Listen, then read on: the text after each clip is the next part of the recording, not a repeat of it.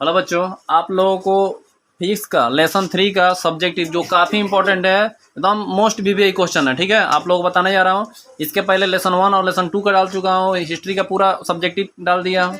उसके बाद पॉलिटिकल का, आपदा का, ऐसे ठीक है, सभी का बारी बारी से डालते जा रहा हूँ। जो काफ़ी इंपॉर्टेंट क्वेश्चन है उसको पढ़ लीजिएगा, तो आपको एग्जाम में सब्जेक्टिव में लगभग 100% आप कंप्लीट कर सकते हैं। ठीक है, अच्छा से समझाया गया है। ठीक है, आप सुन लीजिएगा, भले क्वालिटी खराब हो, सुन लीजिएगा तो भी आपको अच्छी तरह लिख पाएंगे। ठीक है, अलग भाषा में बताया गया, लिखा भी गया आसान भाषा में। ठीक है, और लेसन 3 का फिजिक्स। ठीक है, देखिए क्वेश्चन क्या है, पहले आगे स्क्रीनशॉट मार लीजिएगा। चैप्टर का नाम है विद्युत धारा। चैप्टर का नाम है विद्युत धारा। आप तो समझिए विद्युत धारा का मतलब क्या होता है, बिजली, बिजली का चलना, धारा की तरह चलना, उसके बारे में पूरा चैप्टर है। ठीक है, विद्युतीय विभव क्या होता है, एकांत धनावेश, देखिए जहां पर चमका है वहां पर हम बोल रहे हैं, समझ लीजिए। एकांत धनावेश को अनंत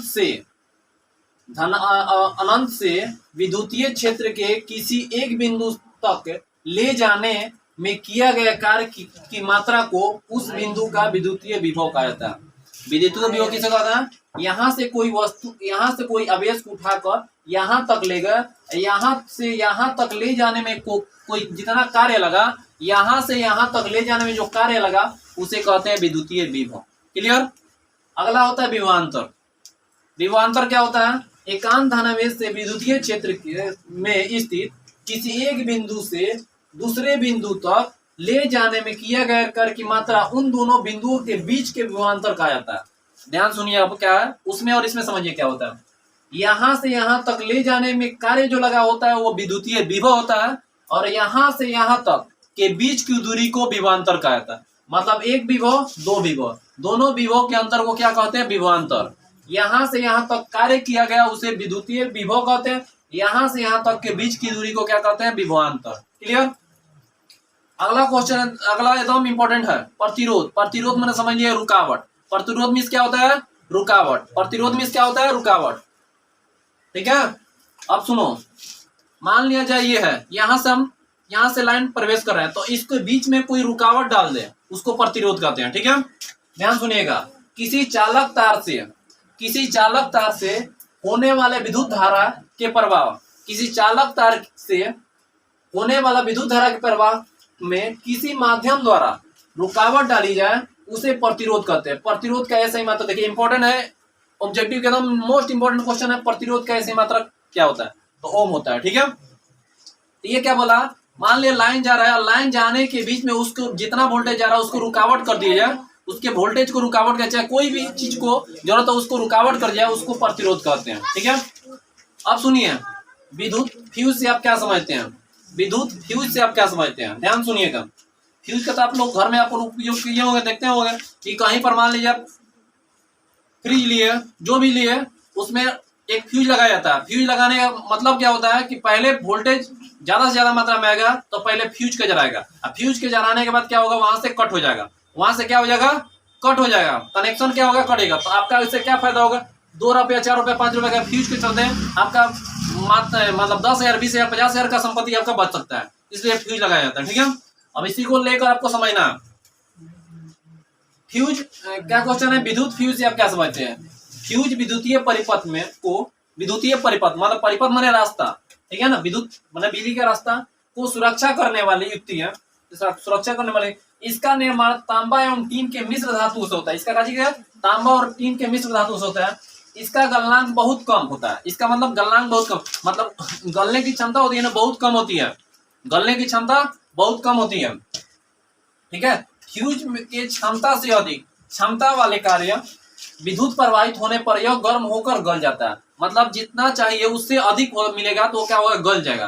क्या होगा, गल जाएगा, गल जाता है। फलतः परिपथ में उसे जुड़े उपकरण को खराब होने से बच जाता है। परिपथ में जो रास्ता में, उस रास्ता में आप जो चीज लगाए हैं, मतलब वहां पर फ्रिज, कूलर जो भी लगाए हैं, उसके बाद लगाने के बाद वहां पर क्या होगा, रास्ता में बच जाएगा, क्योंकि वहां पर कनेक्शन ही आपका काट देगा, फ्यूज जल जाएगा। क्या होगा, फ्यूज जल जाएगा, मतलब फ्यूज जल जाएगा, मतलब गल जाएगा। ठीक है, यही बोल रहा है। क्लियर, कोई डाउट। अगला सुनिए क्वेश्चन, बहुत अच्छा क्वेश्चन है, प्रतिवर्ती धारा और दृष्टि धारा में अंतर बताएं। ठीक है, प्रतिवर्ती धारा और डिस्टी धारा में अंतर बताया, मतलब इसको एसी और डीसी बोलते हैं। ठीक है, एसी किसको बोलते हैं, इसको बोलते हैं प्रतिवर्ती धारा को, और डीसी बोलते हैं डिस्टी धारा को। एसी प्रतिवर्ती धारा, डीसी डिस्टी धारा। अब समझ लीजिए डिस्टी धारा जो होता है बहुत खतरनाक होता है। एसी जो होता है हम लोग के घरों में जाता है वो एसी आता है, और डीसी क्या होता है, जैसे डायरेक्ट करंट होता है उसमें आप बदलाव नहीं कर सकते। उसमें जैसे हम लोग के पास जो लाइन आता है एक बार आता है फिर जाता है, फिर आता है जाता है, ठीक है। लेकिन डीसी में क्या होता है, डायरेक्ट धारा प्रवाहित रहेगा ही रहेगा, जब तक उसमें लाइन जाकर धारा प्रवाहित रहेंगे। जब उसको आप टच करेंगे तो आपको मरने की क्षमता, मरने की संभावना 99% रहेगा। लेकिन आप एसी को धरते हैं अपने घरेलू यूज में तो आपको झटका मारेगा फिर छोड़ सकता है, ठीक है। उस स्थिति में तो डीसी खतरनाक होता है, ठीक है, एसी अच्छा होता है। देखिए अब सुनिए प्रतिवर्ती धारा डिस्टी धारा में अंतर। प्रतिवर्ती धारा एवं डिस्टी धारा में निम्नलिखित अंतर है, तो डेकोरेशन आप सजा लीजिएगा। इसमें विद्युत अपघटन कम की विद्युत अपघटन मतलब अपघटन मतलब समझिए कम की क्रिया नहीं की जा सकती है, मतलब बिजली का कम की क्रिया नहीं हो सकती है, मतलब बिजली का जो है बिजली कम नहीं किया जा सकता है, नहीं हो सकती है। इसमें विद्युत अपघटन की क्रिया नहीं हो सकती है। इसमें क्या इसमें विद्युत अपघटन की क्रिया हो सकती है, मतलब इसको अपघटन किया जा सकता है। इसमें क्या बोल रहा है, इसकी दिशा परिपथ में हमेशा बदलती रहती है। परिपथ अभी बताया ना कि जो आपके घर में जो लाइन जाता है वो आता है जाता है आता है तो हमेशा बदलती रहती है। लेकिन इसमें क्या होता है, इसकी दिशा सदैव एक समान होती है जाएगा एक के बाद, ठीक है। इसके विद्युत वाहक बल ट्रांसफार्मर द्वारा घटाया जा सकता है। आपका घर में जो ट्रांसफार्मर होता है उसके द्वारा घटा बढ़ा सकते हैं वोल्टेज को, ठीक है ना। उसमें एसी में, डीसी में क्या होता है, ये ऐसा नहीं करेंगे। इसमें विद्युत वाहक बल्ब को ट्रांसफार्मर द्वारा घटाया बढ़ाया नहीं जा सकता है, मतलब उसके द्वारा वहां पर ट्रांसफार्मर नहीं लगेगा, डायरेक्ट कनेक्ट रहेगा। इसमें बैटरियों के विद्युत आवेशन नहीं किया जा सकता है। इसमें बैटरियों में विद्युत आवेशन किया जा सकता है, ठीक है। तो आप लोग ये विद्युतीय विभव क्या होता है, एक जगह से दूसरा जगह ले जाने में जो कार्य किया गया वो विद्युतीय विभव। विभवांतर क्या होता है, एक जगह धनावेश तो दूसरा जगह ले जाने में के बीच की दूरी को विभवांतर कहता है। प्रतिरोध क्या होता है, यहाँ से वहां तक जाए बीच में जो उपकरण लगाती है उसको रोकने के लिए बिजली को, उसके प्रतिरोध कहते हैं।